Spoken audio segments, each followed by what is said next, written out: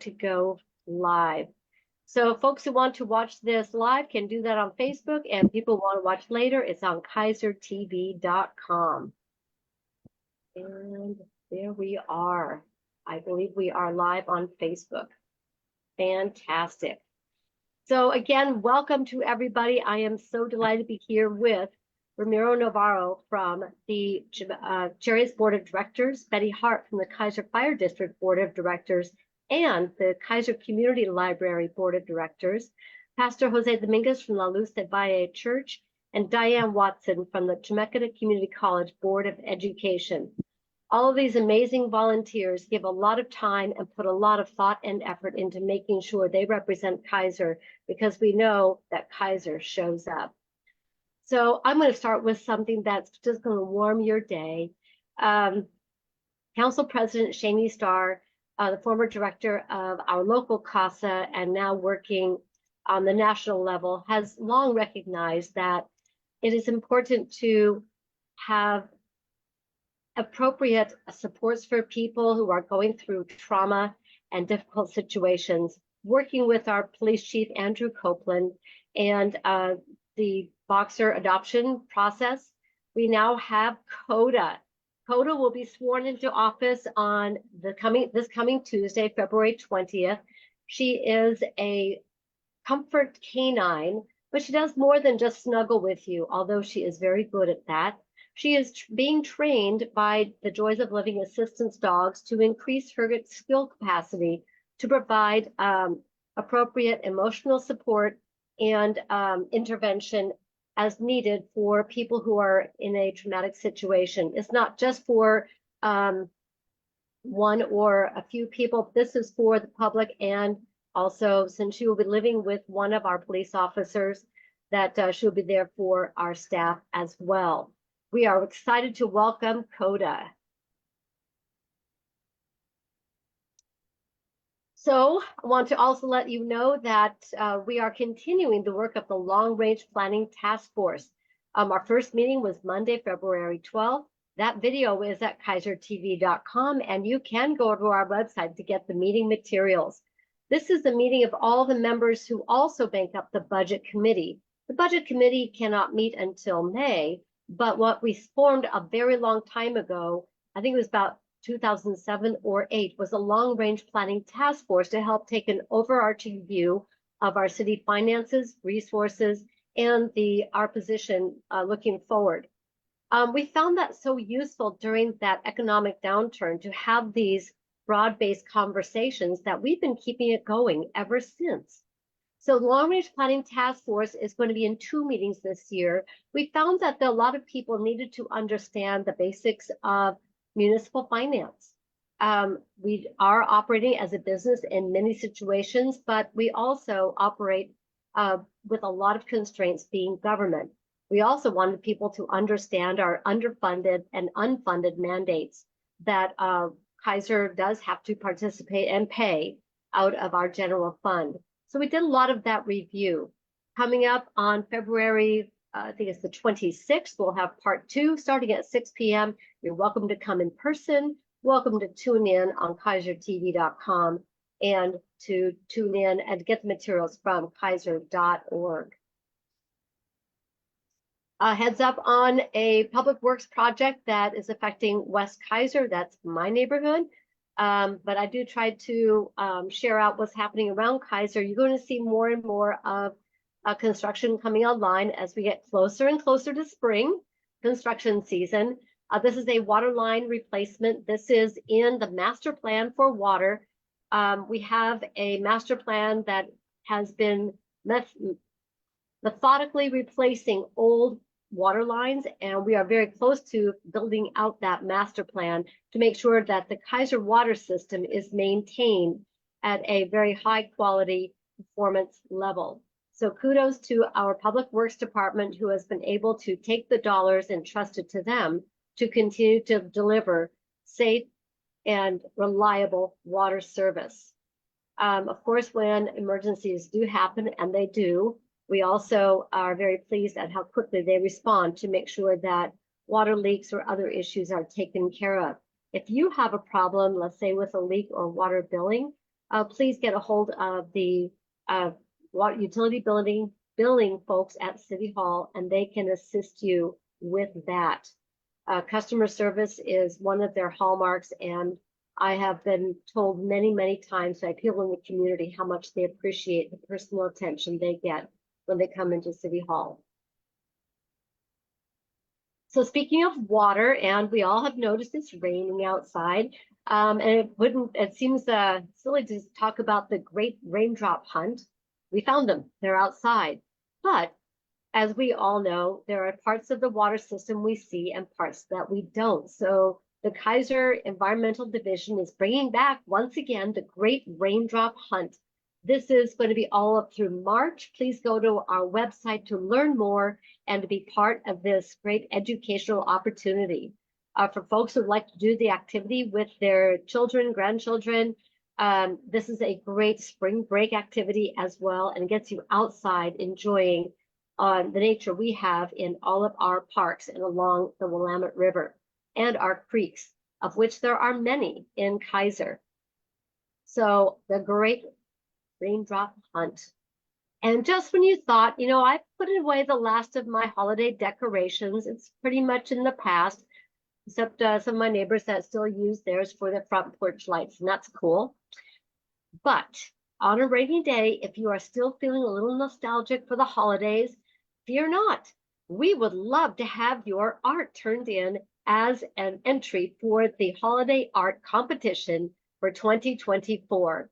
We get these now, and then our Public Arts Commission makes a selection. So we are ready to print the cards and get them out to the community in November and December.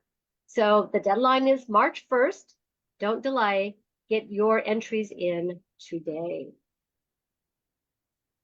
Volunteers, well, as we know, hashtag Kaiser shows up, and this is another opportunity. If you know a high school student at McNary, a private school or homeschool that would like to be a youth liaison to a committee, commission, or the Kaiser City Council, please go to our website and have them fill out the application. I am very proud that Kaiser has led the way in this area to create a youth liaison program that other cities are looking to replicate. Years ago, then Councilor Richard Walsh and I recognized it was very important to bring youth voice into the process so that we can have a stronger intergenerational communication. And this has been very, very well received, and it's been very valuable to everybody involved over the years. With the youth liaisons, we do need to recruit every year because kids do this thing called, that's right, they graduate, which is cool. We want them to graduate and take their experiences into their college and career. So every year we have a new slate of youth liaisons, and we would encourage everyone who is interested to find out more, get a hold of me. I would love to have coffee with you and talk to you about what it is to get involved in your own local government where you make a difference right here, right now, today, in your very own neighborhood. How cool is that? We are also looking for a representative for Kaiser for the Willamette Water Trail Partnership. This is a great regional partnership. We want to make sure Kaiser has a voice at the table since we are on the banks of the Willamette River. And we have, 4 parks that are on the river. This is a very important partnership and a voice for Kaiser. If you're interested, please go and fill out the application to be the Kaiser representative for the Willamette Water Trail Partnership. Finally, I want to highlight the new art hanging in the Civic Center. This is an art hanging by artist Deborah Sisko, who uses painting as a way to help her achieve a sense of calm, relaxation, and also to deal with her own cancer treatment in 2022. And she uses this now to bring out beauty from where before there was stress. This is just one of several dozen paintings that she has on display at the Civic Center. That gallery is open during business hours and on any time that the building is open for meetings. You can wander that hallway and take in the beautiful art that we have, courtesy of the Kaiser Public Arts Commission that works to make sure that we have wonderful displays available for our community to enjoy. There's another wall there that takes the top winners from the Kaiser Art Association show and brings them over for another month to be on display. Well, you want to see the whole show this month because it is McNary. This is our student art show over at the Kaiser Heritage, and it is a wonderful show this year. I know, no surprise, it's our world-class McNary Celts, and we are never surprised when they absolutely deliver quality.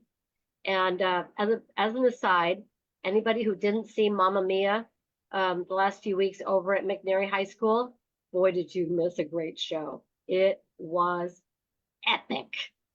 Congratulations to McNary High School Performing Arts. You brought it once again. It was amazing. So that's the update from the city. And what I'd like to do now is turn it over to Ramiro to talk about chariots. And Ramiro, I've got a number of slides, so you can tell me which order you want to go in, or as you bring stuff up, then I will try to find the right picture. And I'm going to share screen. And I grabbed some of this off of your page, so I love helping brag on what our Chariots Transit District is doing for Kaiser in our community. Welcome, Ramiro. Yeah, thank you. I'm so excited to be here. It's always a pleasure being here. Yeah, so a couple of accomplishments that we have over at Chariots is we got a certificate of achievement for our financial reporting. This is really comes as no surprise to Team Chariots. Every year for the last it's been quite a while. We've been recognized for that transparency and in our financial reporting and just showing where every dollar goes to make sure that the taxpayers see where that investment is going. And it's been a pleasure just getting this award and being recognized, more specifically like our financial team for keeping track of that information and compiling it in a way that people can understand. And as always, we are hiring, or I shouldn't say as always, but recently we've been hiring a lot more.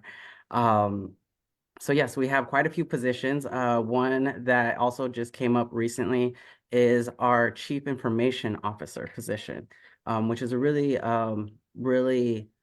important new executive position that we are having at Team Chariots. So if you feel like you are looking for a new career and you think maybe a service technician is the job for you, feel free to check us out. And if you feel you have some executive skills that you could share with the team as well, I encourage you to check that out at chariots.org/careers. And I might point out that Chemeketa Community College has programs that help train people in these very careers. Do they not, Diane? Yes, they do. We have a number of professional technical programs, actually over 90, and certainly they can get training at Chemeketa in these mechanics and auto mechanics and um, uh, marketing and secretarial, transportation. I mean, there's lots of different careers, and we have a truck driving school too. So they can come to Chemeketa, and we also have a program called Occupational Skills, where they can put together a program for you directed towards a degree. So we're open. And I really love that Chemeketa has transfer options as well. So if you find, for example, I mean, we have diesel and gasoline vehicles over at Chariots, but we also have 10 new electric buses that are coming. And so to be able to be a technician on that, it's required that you have some form of background when it comes to that engineering. And you could do your prereqs at Chemeketa and then transfer over to another college that specializes in that to get your degree. I'd like to add just something there. Right at Brooks, we have a diesel mechanic, a 2-year degree. So it's really close by. And if you want to work on a bus or a truck or heavy equipment, the training's right there. And that's how we get things done in partnership. That's fantastic. So the next thing up is changes in service. Ramiro, take it away. Yes, absolutely. So we have quite a few service days. That looks a little bit different now than it has in the past. In the past, it's been no service that it's been operating off of no service for these holidays, but we've changed that over to operate on now a holiday service level. And so what that means is we're just reducing service, but we're still operating. So folks can continue to get to their appointments, can continue to get to events, can continue to get around town, utilizing public transit. So we will be operating on Monday, that is the 19th, for in observance of President's Day at a reduced service level. And so feel free to check the website and see what time your route's going to be coming. Yeah. And this is my favorite one. I use this every time I ride the bus. Now, so yes, there is an UMO app if you haven't downloaded it already. Where you can log into your account, and it offers a QR code that you can scan at the front when you get on board. It also tells you what time your route is coming. It's a predicted time. We are working on a method to give folks in real time tracking, so you can know exactly where your bus is to see if you've just missed it or if it's on the way, instead of just kind of guessing if you've missed it or not while you're at the stop. And so we're really excited about using this UMO app. Even if you don't ride right now, I'd encourage you to download it and get familiar with it, because there's a lot of mobility options that are coming to Chariots in the near future. This is so epic. With the UMO is something that I know has been talked about for a long time. And when the Chariots board and the administration recognized that this was the right fit to bring it about, you guys jumped on it. It has been a game changer, literally.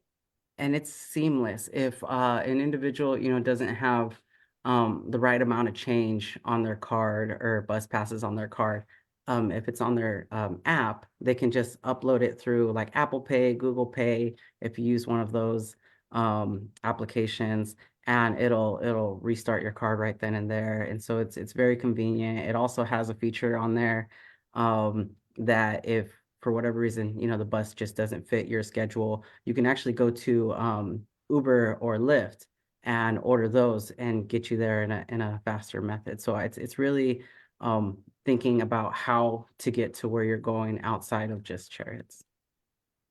I didn't know about that interconnectivity. That's fantastic. It is. I want to switch, and these are out of order, so I've got to do a separate screen share here. You sent me this morning, and let me share this picture. There it is.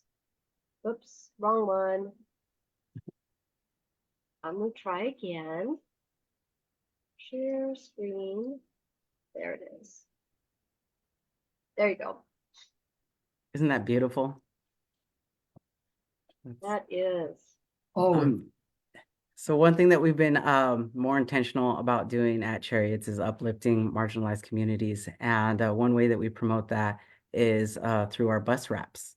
And so we did a bus wrap last year. That was pretty awesome. A bunch of folks loved that during Pride Month. And so this month we are celebrating Black History with a wrap and just bringing awareness to that, and supporting folks in our community to feel like they're welcome when they're riding public transit. I just the messaging and the artistry is just so warm.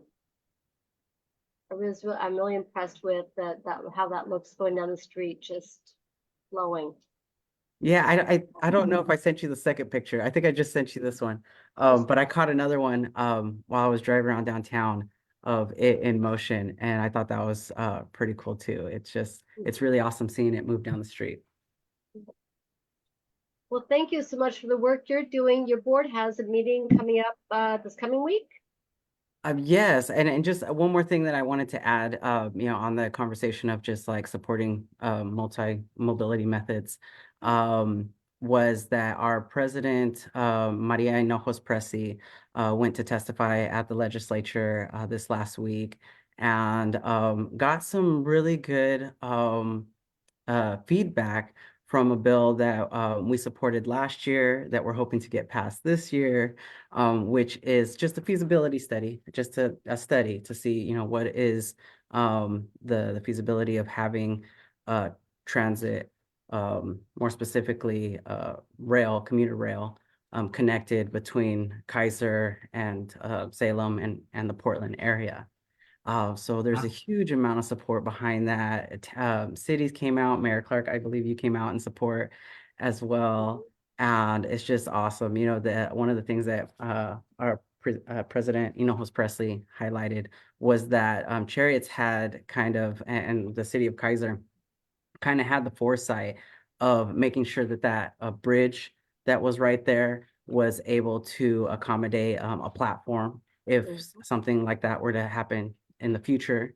And so now we know that if this does pass and the feasibility looks good, then we can build on that site to be able to accommodate commuter rail in the area. So I'm really excited. It is quite a long drive every time I have to go up to Portland or Wilsonville for a meeting. And so to be able to park right there at the transit center, if I had an electric vehicle, I could leave it on the charger, hop on the commuter rail, go have my meeting, come back, vehicle's charged, I'm ready to go. Just the thought of that is really exciting. It was my pleasure to join Director Maria Hinojos Presi and some of my other colleagues from along the proposed alignment that are all in favor of doing the study. So this is to fund a study for the extension of the West Side Express service, the West, that now ends in Wilsonville, but does have track along the old electric line all the way through Kaiser, Hubbard, and into Salem, and could continue to point south. But this study is to only look at the feasibility up through a terminus in Salem. And thank you to our Public Works Department and our leadership in over the past few decades, really looking ahead when the Kaiser Transit Center went in to make sure that proximity to rail right there could happen. And they built it in, they baked it in. Representative Mannix who is our local representative, is one of the bill sponsors, working with Representative Miron and Senator Woods as the chief sponsors. The next step for that bill is to Ways and Means.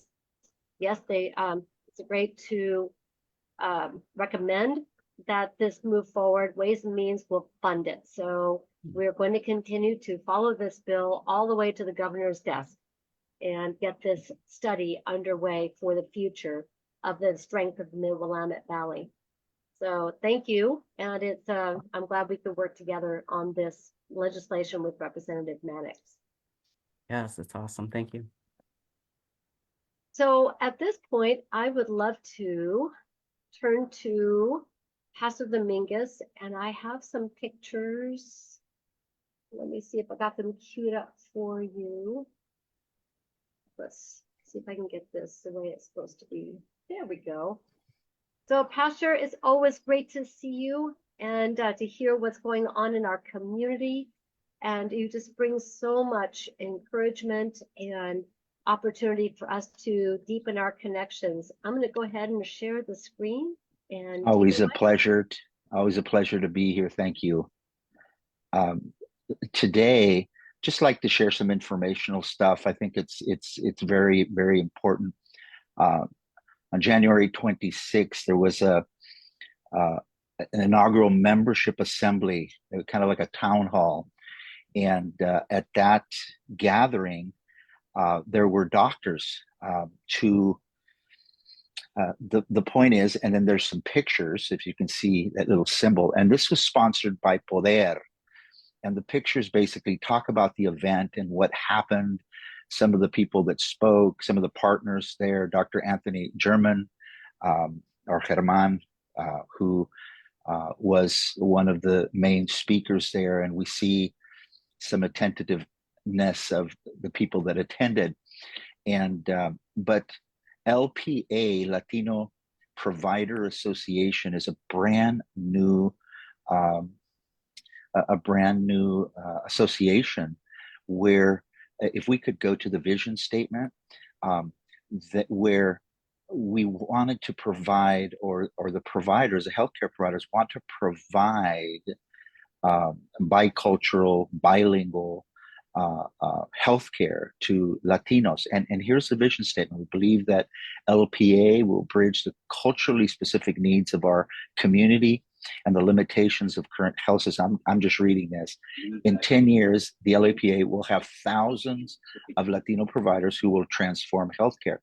The issue that the Latino community is having is some of our families, some of the people that just speak Spanish are not getting the full information as to their healthcare needs. And so this began through Poder. And I had mentioned this, I think, last year, where we were going to be gathering and having meetings regarding providing different areas of specialties in the community, whether it's attorneys, whether it's doctors, whether it's other areas in our community that are very needed. And it goes on. Latinos will have greater access to healthcare where they live and work. Traditional healthcare practices will be honored and reimbursable. The provider workforce will have sufficient providers who specialize in bilingual, bicultural care in all disciplines. So it was a very exciting time. I was not present, but part of the Poder team.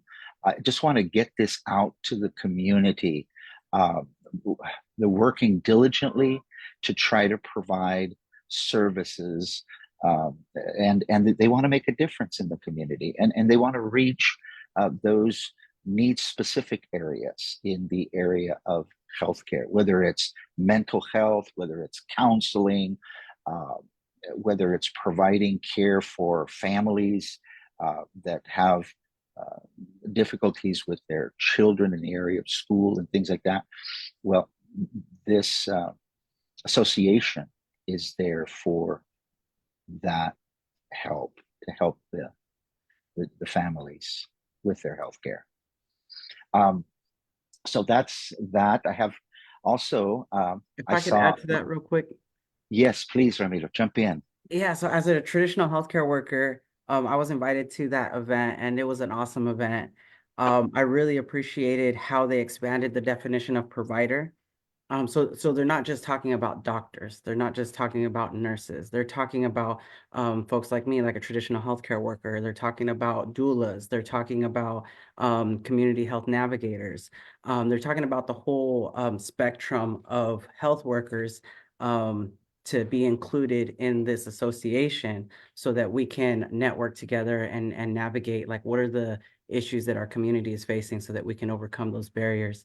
And, part of this was born out of the fact that, during COVID, even though Latinos make up 13% of Oregonians, we were 49% of the COVID deaths. And that just highlights how we weren't getting healthcare, adequate and appropriate healthcare services out to that community. And so it was really an awesome event. I remember one of the guest speakers towards the end had stood up and said that he goes to California to be able to go to events where he can see a bunch of Latino doctors speaking about issues impacting his community. And at that event, he met more doctors than he did in that event in California. So because it was just a single event for us to kind of get together. So yeah, so he was really excited. He's like, I didn't even know that we had this many Latino doctors in Oregon. And I look forward to the work that they're doing. It's really amazing. I'd like to Thank you, Navarro. that Go ahead. because through Future Oregon, we're training EMTs that are bilingual which is, if you're on an ambulance and the person who's there treating you doesn't speak Spanish and you speak only Spanish, that's a real problem because you can't describe what is going on with your body. So that's one of the things that is happening through Future Oregon money. That's exciting to hear, because that is a need in our community. And thank you, Navarro, for shedding more light on that event. We also attended, and I say we, I saw Navarro there on Thursday, the gun violence meeting regarding a issue that has risen in our community, and it was a good start. It was a good start to having a community discussion regarding issues that are impacting families, communities, our schools, impacting churches, and community leaders gathered. Levi Herrera was there from Mano a Mano. The chief of police from Salem was there. A youth expert was also there working with youth. And we had a open discussion about the problem. And I think it was mentioned that I think the gun violence in Salem, the Salem area, I think is, many people went into that meeting thinking that it was all youth that were creating this gun violence issue. There is a 20% rate of young people that are creating violence and are carrying guns, but we found out that 80% of it was 18 years and above. There were young adults are the ones who are really creating this challenge in our community, and they talked about things like the fear and the distrust in the community regarding this issue. And I think as Levi was speaking, he was talking about basically how do kids get a hold of guns, which is a real issue. How do they get those guns? How do they use those guns?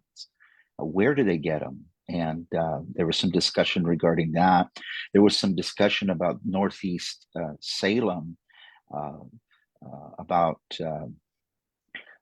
getting resources so that some of the needs can be met with some of these young people.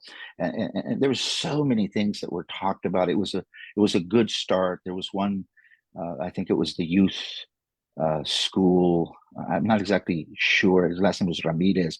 He spoke about the importance of listening to our young people, the importance of getting into their world and understanding what are their needs, and we go from there to try to make the difficulties in communication and things better. But all in all, it was a good start. I think they're going to have another meeting in March. And Navarro, if you can jump in and share maybe some things I didn't catch, please feel free. But I attended that. It was about a 2-hour meeting, and it went very, very well. Yeah, so I think this was just kind of like the catalyst for a bunch of different discussions that we're going to be having in the community. The Salem Police Department, Chief Womack had expressed how he's going to be alternating sites of where they're going to be having future community discussions. The next one's going to be in Northeast Salem as the area that's one of kind of the hot spots for a lot of that violence. And then he's just going to be moving those around the community to really address the needs of that community. So yeah, it's a lot of good work that the chief is doing along with Levi Herrera, along with a bunch of other communities. I think the director of one of the youth programs over at Marion County Juvenile Parole and Probation was there as well, and he was saying the same thing that a lot of us are saying. We don't. For one, like we don't have the space to continue criminalizing youth, but we don't have the services to serve them either. And so how can we work together to figure out how do we create these community-based services? Because by the time we're providing that service to them in jail or in prison or in juvie, we've already kind of missed them. So how do we, expand and increase access to those types of services and programs out in the community? Is kind of what I took away from it. But I think that there's a lot more to learn from these future discussions. If I may, I wholeheartedly agree. I know Commissioner Kevin Cameron was there as well. And I've also noted that working with Kaiser Police, and we have the school safety officers through Kaiser that help serve for the safety of students at our Salem Kaiser Public Schools. And the McNary campus has recently made the move to close campus for freshmen and sophomores, trying to address the keeping the freshmen and sophomores on campus in a positive and affirming environment because of the tendency of some of them to get involved in activities off campus that have not been a good idea. I'll just put it that way. I'd like to share with you a picture of a recent ribbon cutting because you're right. The prevention piece is the far better one for every single person involved, especially our youth and young adults. And I think many of us know about the successes at Church at the Park with our youth and young adult facility there that is getting more and more students housed. And I'd like to highlight here another community partner, which is the Rec. So they now have a second location. We had the ribbon cutting, and they are getting very close to actually opening their doors with a certificate of occupancy. This is Tim Davis and Alyssa Davis, and I can't quite see the third person from their board there at the grand opening of the Rec Grange. This is a facility that's within walking distance and on the main walking route between McNary High School and River Road, the hub of Kaiser. And it has been sitting idle the building has been sitting idle for years. And in a wonderful collaboration of leadership, the Grange organization consented to sell the building to the Rec. The Rec took over the iconic Town and Country lanes. They have added Valor Mentoring. They have mentoring services for young men. They are adding more mentoring opportunities for young women. And they are now instituting this wonderful space. Because to all of your point, the youth need a place, not online, not in something intangible, but face to face with community members, with their peers, with mentors, multi-generational relationship building. And this is a space with a on-site coffee shop that students will be able to get jobs and job training, an event space for students, youth, young adults, community members to have events and to have that social time together. It's one more step forward. And I think that to your point about how do we better serve the needs of our youth and our community. And I want to thank everybody who's been involved in this, adding one more really great option for our youth. So thank you for the great conversation around preventing violence and the culture that is pulling at our youth and young adults in a very negative way, and the prevention piece represented by the Rec. Yeah, Cathy, I just wanted to add one more thing.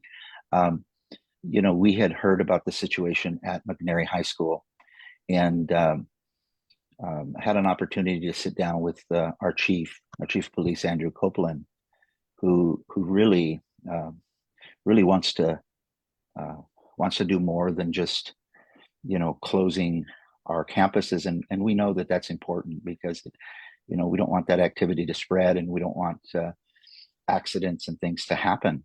But we're hoping in the future that we're able to sit down. We're also to have a discussion, a community discussion about gun violence in Kaiser.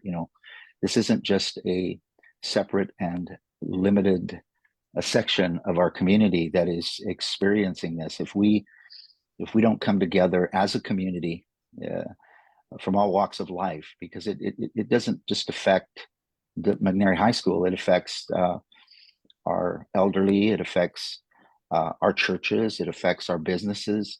And it affects many, many areas of our city. And we really do want to have some preventative measures. I'm just so excited about the rec and what they're doing, and they're providing mentorship. They've got a building, and going to Navarro's point about resources and having a place for our young people.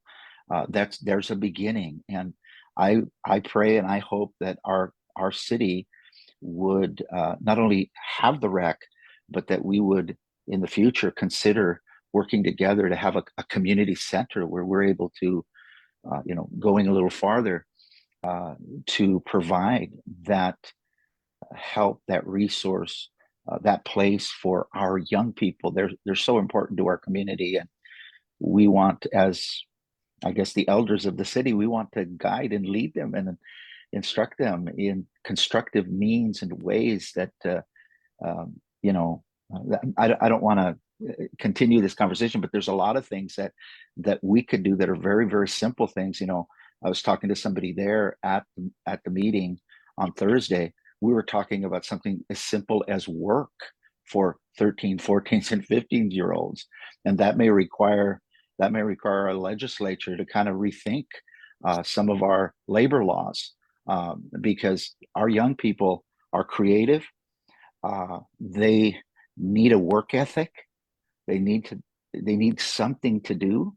And I've noticed this even in my grandson, who is 14 right now. Grandpa, I want to work. I'm sitting here doing a video game that's not paying me any money, and I want to either give to the community or do something. And so it's a real, Mayor and those who are listening, it's a real issue. I remember when I was 10 years of age, I was out working.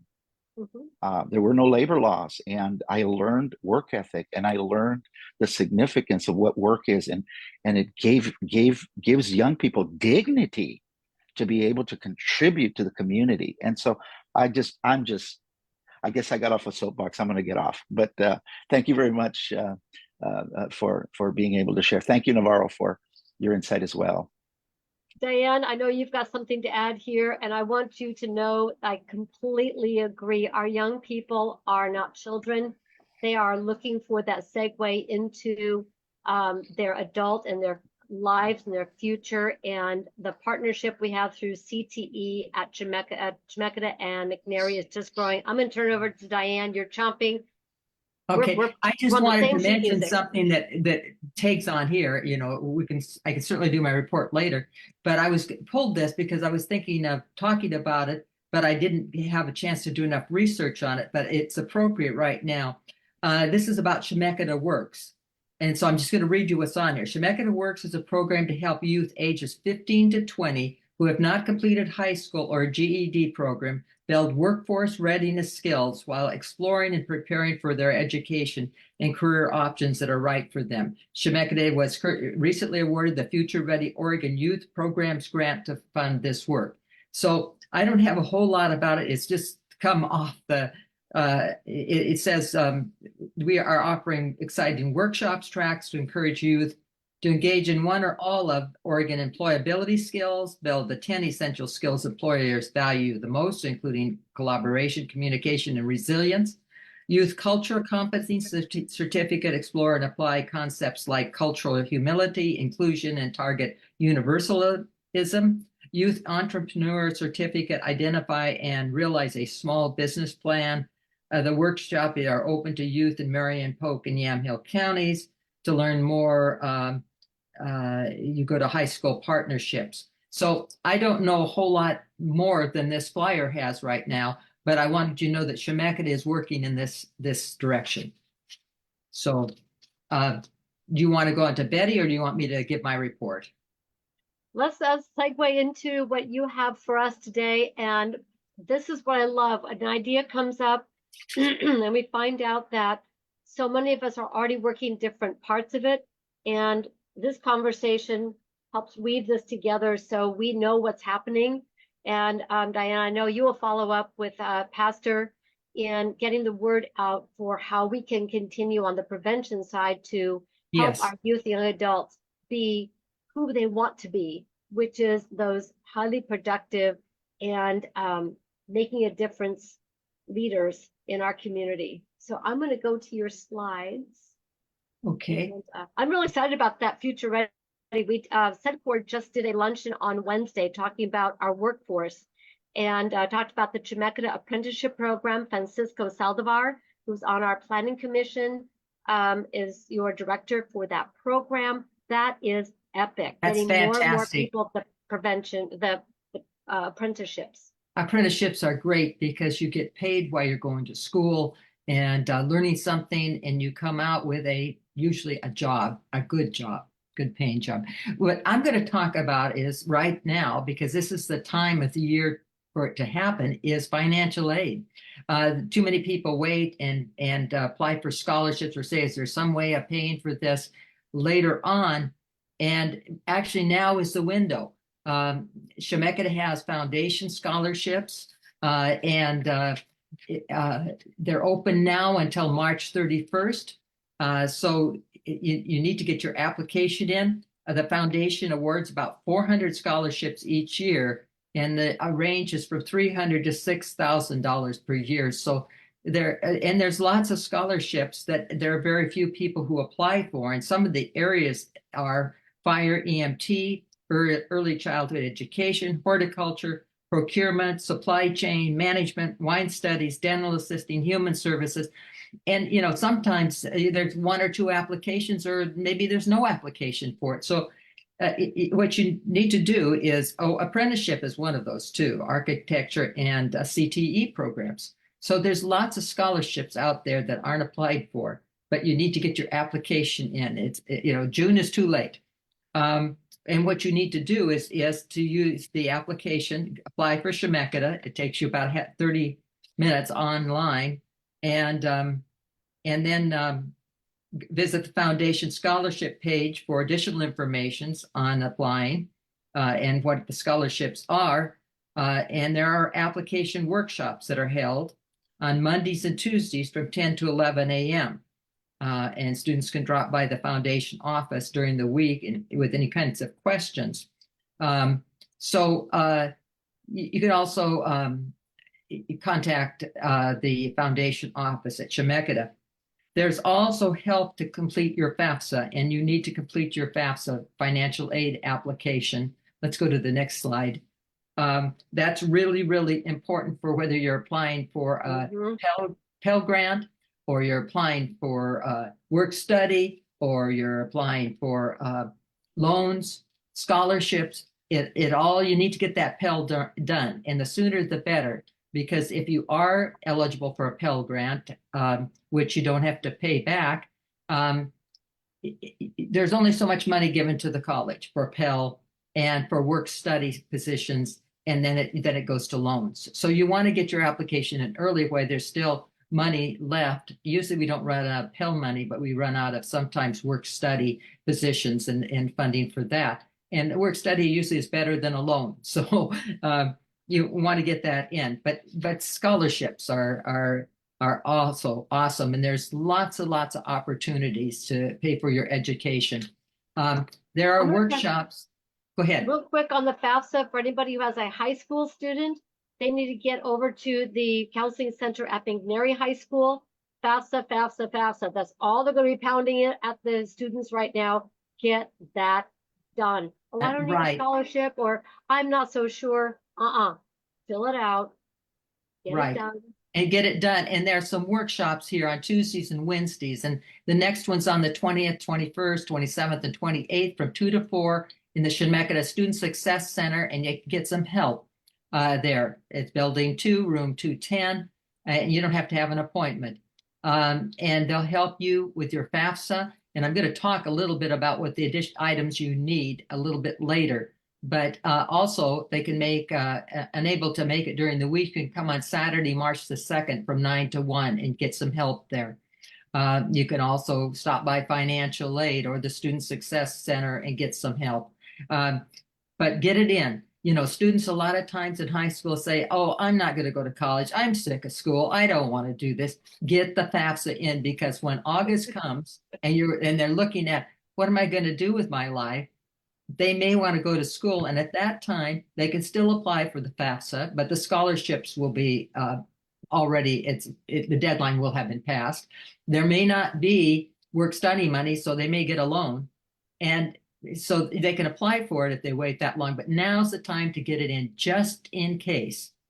So let's go on. There's Diane, I have a yes, question for you. sure. Does Chemeketa have a liaison person who maybe would go on site, bring a couple of young people together, or not just a couple, but a lot of young people together, could share about the FAFSA, share about how young people can connect to Chemeketa and be a part of Chemeketa? I would have to check on that. I know that they go around to the high schools.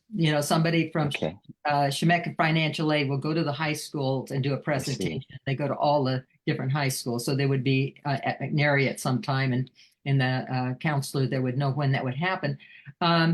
I think they would be more likely to set up a time when they could come in to the Student Success Center, which is new on the second floor. And it's a Okay. great area where there's a lot of people there to help students.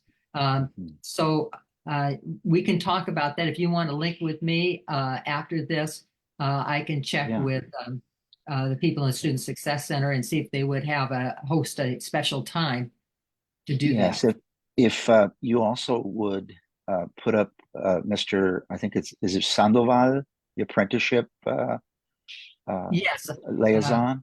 If we could put that up, yes, Sandoval. If we could put that up on the link or something, because I have a few young people that may be able to benefit from that apprenticeship program. Thank you, Okay. Diane. I Thank will you. get that information to you, Jose. Thank Okay. you. Okay, Chemeketa has a scholars program, and I don't have the number that have gone through this from Chemeketa, but basically you get 2 years of tuition in any field of study, including career and technical programs, free if you meet these qualifications. The applications are due February 26th to March 8th. So you need to get that in. And what we have, I have talked to a lot of students, well, I met that requirement and it's May. Well, it's too late for that. So they need to also apply for the Oregon Promise, which I'll talk about in a little bit, and financial aid. So you need to complete their FAFSA. They need to attend a high school within Chemeketa's district or reside in Chemeketa's district. Have an unweighted GPA of 3.5 or higher. This must be through the first semester or trimester of the final year of high school. Be on track to earn a high school diploma and enroll full-time, 12 to 18 credits, and meet requirements for either high school or homeschool student. And there's a homeschool path to go in there. Or anyway, so this is a full tuition scholarship, 12 credits that they get for 2 years. And these are for the students that have a GPA of 3.5 or higher. And it's a great opportunity for those students who have done really well and worked really hard, but they need to get their application in, and March 8th is coming up. So I just wanted to toss that out as something that, again, you need to fill out the applications at this time. So let's go on to the Oregon Promise. That's another. So there's lots of different ways to pay for tuition. Students just need to actually get the FAFSA in and apply for these if they have a need. But the Oregon Promise is through the state, and you go through the OSAC's website. They have a state office of student access and completion. They need to complete the Oregon Promise grant application by the appropriate deadline, be a recent high school graduate, GED recipient, document only a 2-point GPA. So this is open. A lot of students will reach this, or a GED test score of 145 or higher on each test. Plan to attend at least half-time. So this is a scholarship. If you can't go full-time, half-time, they will cover it, and attend at least half-time at an Oregon community college within 6 months of high school graduation or GED, be an Oregon resident for 12 months, and have filed a FAFSA or ORSA application listed at least one Oregon community college and must not have more than 90 college credits attempted.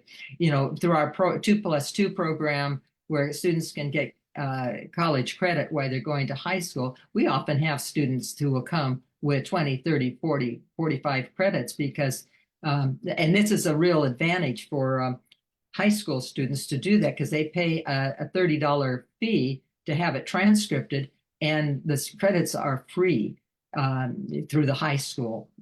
We transcript them, and the high school teacher teaches it. They teach our curriculum. We verify the teacher has the qualifications to do this.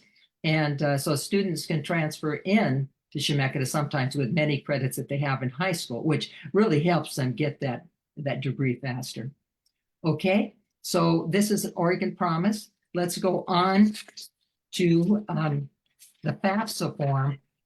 And we have FAFSA workshops, but it would really help if the student or whoever goes to the workshop have this information, because this information is required on the FAFSA form. You need a social security number. If you're not a U.S. citizen, you need an A number. You need your federal income tax returns, records of child support, current balance in cash savings and checking, bank statements, net worth of investments, business and forms, and so on, and records of untaxed income if it's applicable. And if you're a dependent student, you need the information from your parents because that's what it will go by. But if you attend one of those workshops, that would be really great. And you can take this information with you and bring a laptop, or Chemeketa will loan you a laptop so that you can get your FAFSA in. Let's go on to the next one. It's something I'm really excited about.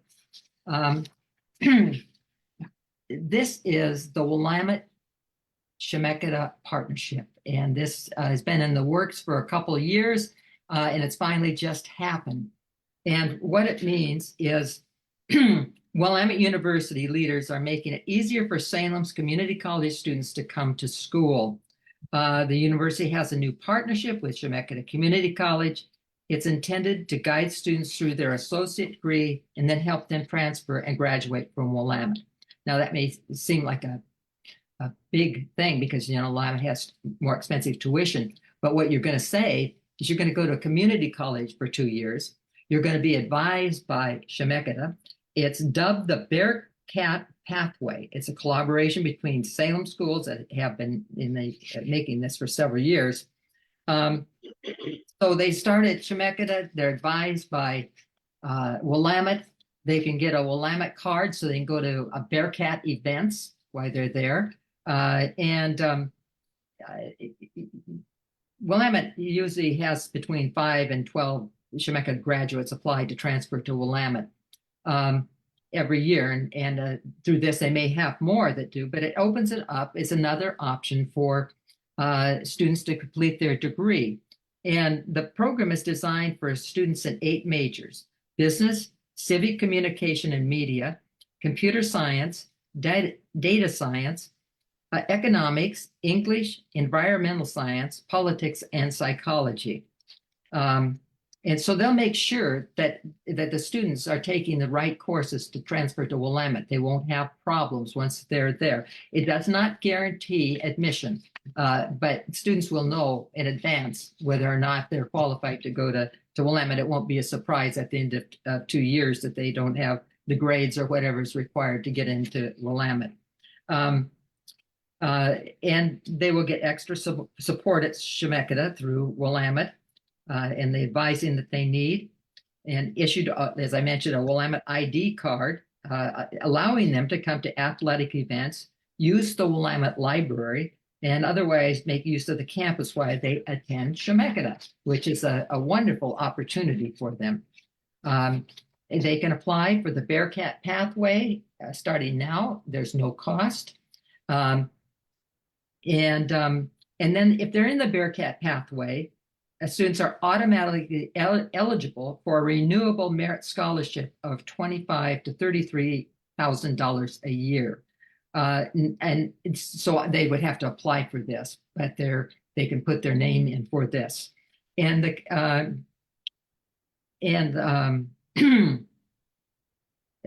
so anyway, it sounds like a wonderful deal. You could go to Chemeketa for 2 years, get lower tuition, transfer to Willamette, and sometimes they mentioned that Willamette actually could be less expensive than going to public universities because they have a lot of financial aid available at Willamette University.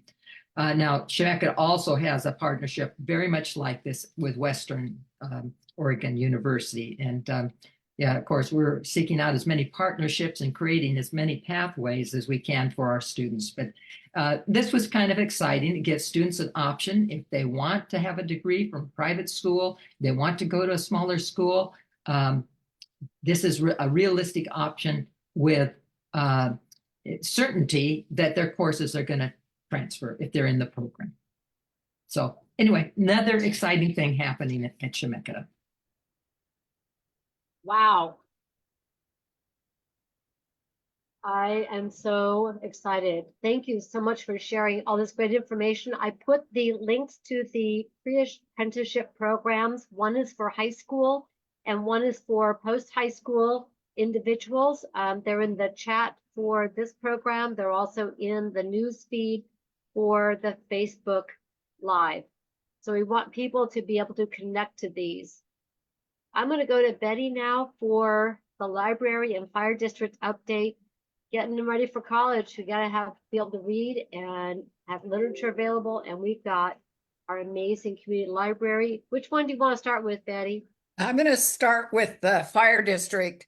And excuse me, one of the key things right now for Kaiser Fire is we're in the process of hiring some paramedics only. And of course, bilingual paramedics would be great as well. The points that were made earlier by others are really well taken, and how important it is that we have people who can speak particularly Spanish, because there are so many Spanish-speaking people in our community here. And so right now we're actually doing some interviews for hopefully have 3 new paramedics on board by April 1st. And then we'll do another round of hiring later in the spring with hopes of having 3 new paramedics on board by July 1st. And of course, we're able to do that because we passed our operating levy this last fall, and it provided for the opportunity to add this new staff. And of course, the really important aspect of that is the growing number of calls that our fire district has. January was the busiest month ever with over 700 calls for service. The previous record had been set in December of 22 with only 650 calls. So that was more than 50 calls more in this January than the record had been before that.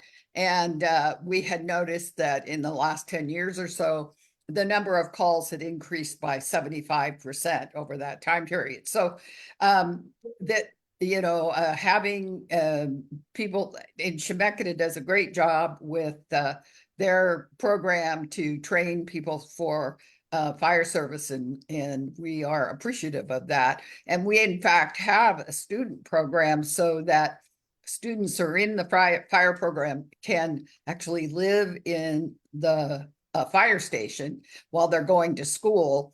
And I believe maybe we provide some tuition support for that as well. So that makes it a really affordable option for students trying to get their fire option. And they then have a chance also, of course, to participate with the crews when they're making calls and, you know, really get on the job training, if you will. So that's great as well.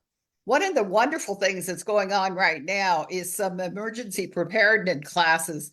They started this month in February. The first one's already gone by.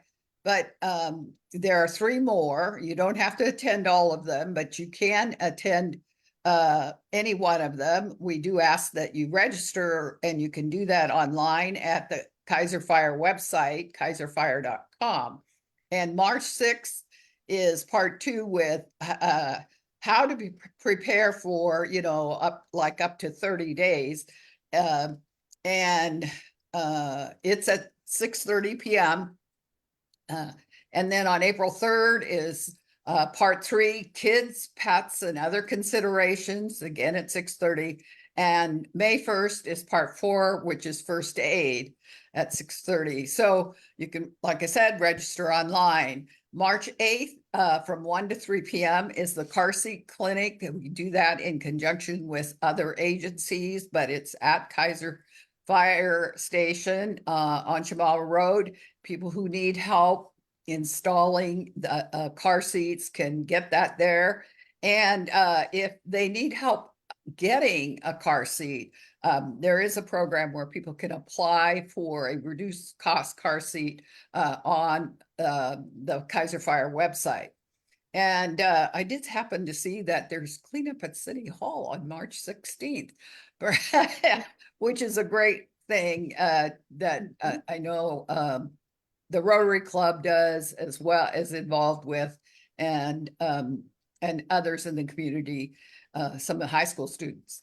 And then, so that's what I have for the fire district. I want to talk a little bit about the library. We have scheduled for Wednesday, March 27th. That's Stillways in the community. This was so popular when we did something several weeks ago. So we have Princess Story Time with Elsa and Anna. It's at 1:30 on Wednesday, March 27th. So that's probably during spring break, my guess. The feedback I heard on the last one was so delightful. So people might want to put that on their calendar. And of course, this Monday is a holiday, February 19th. So we're doing book bingo at 1 o'clock in the afternoon. And so they can come and play book bingo and win books. So that's always a lot of fun. And we have a number of other activities coming up. On February 19th and March 18th, so the third Monday of the month at 5:30 is tabletop game night. On March 22nd, several things that are scheduled for March. So February 24th and March 30th at 1 o'clock is a library writers circle. And so this is an opportunity for people who are interested in writing to maybe get some support from other writers and work on the writing project that they're interested in. And then in March and April, we will be hosting the In-N-Out Burger reading program where kids can come to read books and earn free hamburgers. Not quite as cool as books, in my view, but maybe more cool for kids. And so this is a nice program where we're partnering with In-N-Out Burger. So last but not least, not related to either the fire district or the library, is the Kaiser Rotary Club. I would be remiss if I didn't mention that we are doing our annual fundraiser, selling Rotary raffle tickets. First prize is $10,000. Second prize is $1,000, and third prize is $500. But even more exciting than that, the tickets are $50 each, which is no small thing. We only sell 1,100, so odds are fairly good. But if you buy a ticket, you get to attend the drawing party, which is on April 6th. And I'll tell you, it's the best party in town. So it includes dinner. And the theme this year is tailgate. So you can dress in, your game day gear, whatever team that you support, and come and have a good time at the party. Of course, I'm selling tickets, but there are lots of Rotarians in the community who would be happy to help you. Several actually hang out at the Kaiser Chamber and around town. So if you know Kaiser Rotarian and you're interested, please reach out. So thank you very much, Mayor. I appreciate the opportunity to make the pitch. You know, it wouldn't be Kaiser if we didn't talk about our great local service organizations like the Kaiser Rotary, that the organization gives back to the community, but it's a body of people, of neighbors, Yeah. all of whom individually do that. Thank you for plugging the Civic Center cleanup on the third Saturday in March, which is usually when we do this broadcast. So we're going to make a little bit of a change that week. Okay. For the Coffee with Cathy. We may be doing it live, so stay tuned for announcements on that. Yeah. And with that, I'm sorry that the chamber was not able to join us today. I want to give a shout out to the Kaiser Chamber of Commerce, and they've got a lot of events coming up. Please go to their page. They are getting ready for the Mayor's Prayer Breakfast, the State of the City, which will be on March 12th, and yours truly will be talking with all of us about how Kaiser is moving forward in doing so much, both for our city, our region, and leading the way. We'll also be looking at the Percy event, which raises funds for the Giving Basket program. And I'm going to leave you with Kaiser Homegrown Theater. Here's the plug for our local theater, which is a great creative outlet in our Kaiser Cultural Center.